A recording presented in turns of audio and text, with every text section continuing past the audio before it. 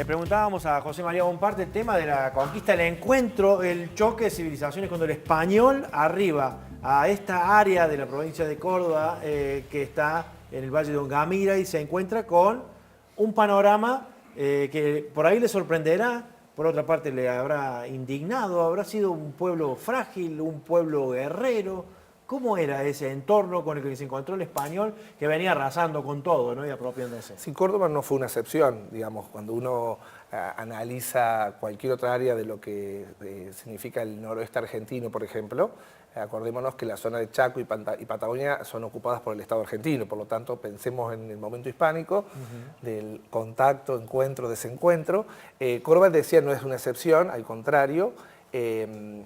La ocupación que hacían los españoles tenía un modelo pensado más allá de la especificidad que se encontraba en terreno, que era la ocupación, fundación de una ciudad, que estaba prohibido por ley hacerlo en un lugar donde había asentamiento indígena. Para la fundación de Córdoba se viola, porque de hecho estaban los Quisquizacate. Digo para poder entender un poco la trama, ¿no?, de la especificidad del caso cordobés. Y una de las primeras medidas que hace Jerónimo Álvarez de Cabrera y todo el grupo de los acólitos conquistadores es la distribución de las tierras, ¿no? Las mensuras de tierra, que incluso la comienzan a hacer antes de que se funde Córdoba, cuando entran por el noroeste cordobés, por la zona de Quilino y Bando, se van repartiendo, digamos, ¿no? Las mercedes de tierra son un documento que hace el conquistador de más poder y reparte entre sus vasallos la documentación y distribuye parcelas.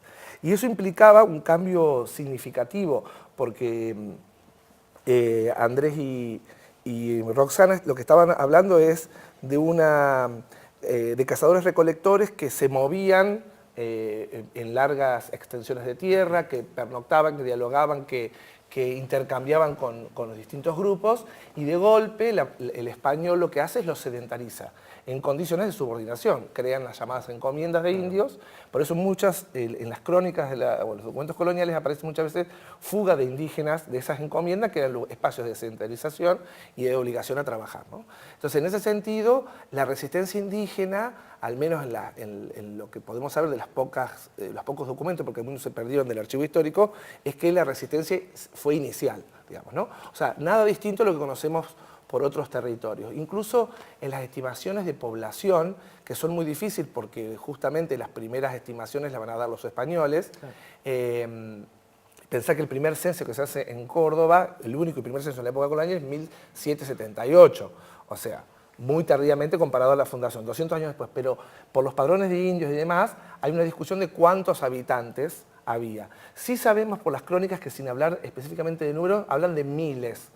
Incluso es muy importante la tarea de los arqueólogos. ¿Por qué? Porque las cifras que son muy conservadoras para mi gusto, que hablan de unos 30.000 personas acá, digo, son para mi entender, fueron hechas una vez que, o aparecen a principios del siglo XVII, cuando ya se llevaba 30 años, 40 años de la ocupación, lo que implicó una gran muerte por peste y por el sometimiento. Hay una propuesta de Gil Montero que dice que para el área del Tucumán y particularmente Córdoba, como justamente las cifras van a aparecer con los españoles, estaría muy bueno un buen relevamiento arqueológico previo que permita pensar la densidad poblacional en condiciones de no subordinación, digamos, ¿no?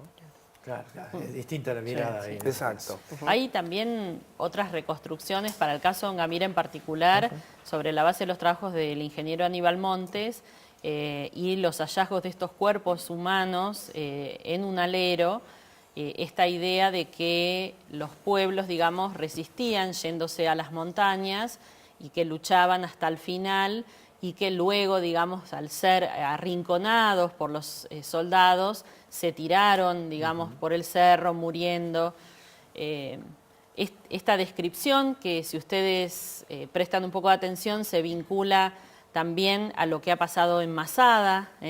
Es un mito de origen, digamos, que se repite en muchas sociedades.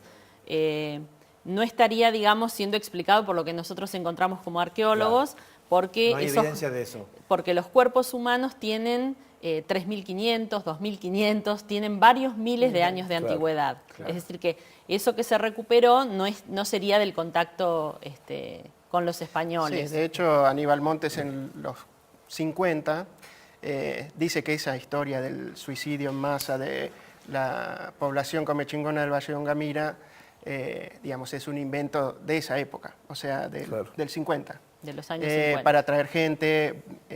Pero bueno, es una idea que evidentemente atrae a la gente. Es algo que cuando uno va al valle es casi lo primero que sale, ¿no? Ese es el cerro de donde se tiraron los últimos comechingones del valle. No fueron los últimos. Hay gente que seguramente es de etnia comechingona, quizás no se reconocen, algunos sí. Hay vikingos,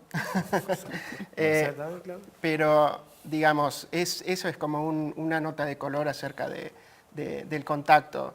Sin duda, digamos, el contacto a partir del siglo XVI fue como un poco, como lo decía José María, de subordinación, de la población quizás haya sido reemplazada por afroamericanos, afroargentinos.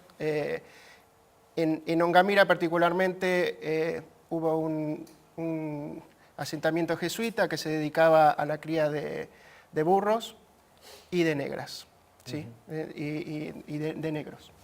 Era criadero como se lo conocía en el momento. Así que bueno, sin duda la vida debe haber sido muy, muy dura para estas poblaciones que estaban acostumbradas a un modo de vida totalmente distinto, ¿no? Un verdadero infierno llegó a ellos a la llegada del español. Sí. De la importancia, para ir dándole cierre a la nota de hoy, al programa de hoy, la importancia que tiene para la cultura universal este tipo de hallazgo, el patrimonio que estamos hablando y cómo seguir defendiéndolo, ¿no? Además del trabajo, debe haber políticas, una conciencia de la gente. Hagamos un cierre con esto porque me parece que es muy importante. ¿Qué les parece?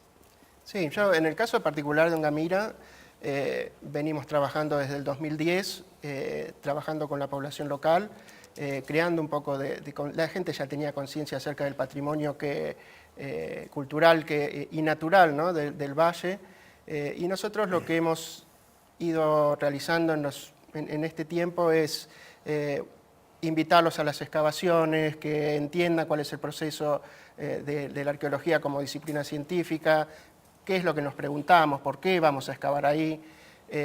Y esto ha finalizado en varias iniciativas. Uno es una sala de museo, ¿sí? El Museo Viajero, es una sala móvil del Museo de Antropología de la universidad, en donde todos los visitantes pueden verla, y ahí hay una historia acerca de la arqueología del valle, de lo que van a ver, porque la excavación está abierta, pueden ir a ver, pueden interpretar cómo trabajamos nosotros, y está dirigida al público en general, pero específicamente a niños de 10 años en adelante. Que se apasionan por esto, les encanta. Sí, les encanta. Sí. Y los grandes del valle también. Claro. Muchos han entendido, digamos, cuál es la visión respecto al patrimonio que tenemos nosotros, ¿no? Sí. Sobre todo es un patrimonio muy frágil e irrecuperable. Quizás cuando hablamos a lo mejor de las plantas o de los animales se pueden pensar en estrategias para mitigar a veces cuando hay un daño. Pero en el caso de los bienes arqueológicos, aquello que es destruido no puede ser recuperado. Siempre, incluso nosotros como arqueólogos, siempre la metáfora que decimos es que hacer arqueología es como agarrar un libro y cuando excavamos es arrancar las páginas del libro y quemarlas. Porque cuando uno excava ya está destruyendo incluso el mismo sitio. Por eso, en general, las excavaciones no son ya no se usa, digamos, es otra la arqueología que se hace ahora de mucho cuidado y siempre pensando que pueden venir arqueólogos dentro de 20 años que hagan algo diferente. Y dejarles allanado el camino y abiertas todas las puertas, ¿no? Qué bárbaro, qué increíble. Bueno, felicitaciones por el trabajo que están llevando adelante en este campo y en todos los otros. Nos encantó tenerlos en el programa, ¿eh? Bueno, Muchas gracias a los tres y Gracias. Saludos a sus respectivos equipos de trabajo. Nosotros los tenemos que despedir, ha sido apasionante el programa de hoy con la historia de los trabajos que se efectúan en Ongamira. Conózcalo, realmente vale la pena, es un sitio que es muy, pero muy cordobés. Gracias, hasta mañana.